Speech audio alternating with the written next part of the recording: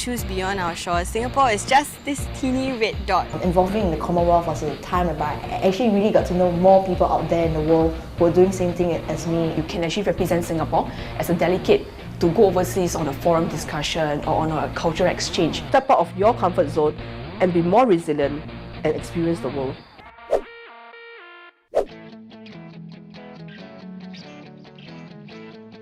With ASEAN working towards the Integrated ASEAN Community 2015, we see a lot more trade, relations and sharing that goes on several different levels between our political leaders, between our economies and our workforce. So from a youth perspective, we are going to grow into that. And I think that it's only right that we start now.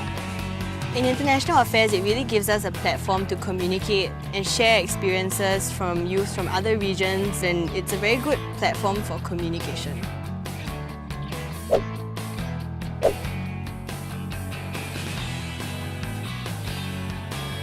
The most meaningful international youth program that I've attended under the National Youth Council will be the one held in India, which is the Commonwealth Issues on Youth Programs. Because I think I was very inspired when I went for the program, as we have met different delegates from different countries where they actually share very inspiring stories where a normal Singaporean would not have been able to be exposed to, such as the Civil War.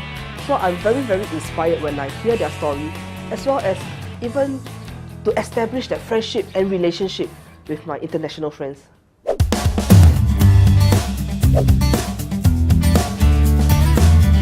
SEAYP, S-S-E-A-Y-P, stands for SHIP for Southeast Asian Youth Program. This is actually implemented in 1974.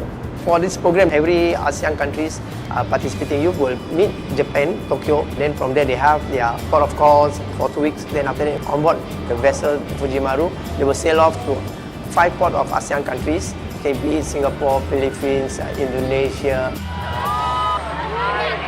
Along the way, when they stop at the port of call, there's some activities going on for about 4 days or 5 days, so that the youth will learn about the other cultures of the ASEAN. Not only port of call, on board the ship, there's a cultural exchange. Then they have concert. From each country, they have to perform like 1 hour kind of performances. So we get to wow them, or we get to cheer at their performances. They will love it.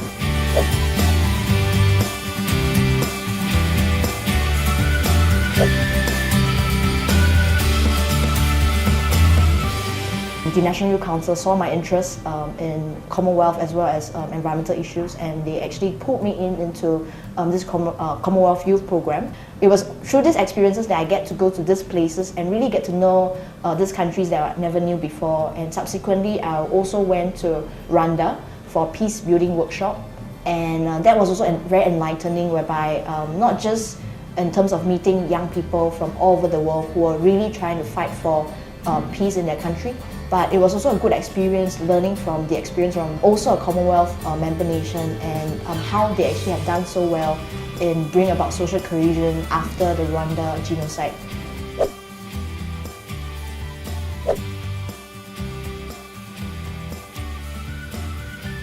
In 2010, I was the participant for the Malaysia-Singapore Youth Camp.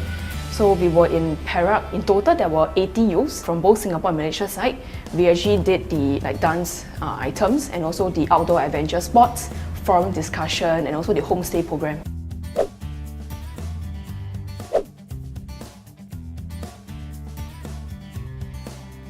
International affairs provides opportunities or platforms like the World Youth Conference for youths who are interested to understand more about issues that are close to their heart, to go forth and meet all those like-minded youths across the entire world.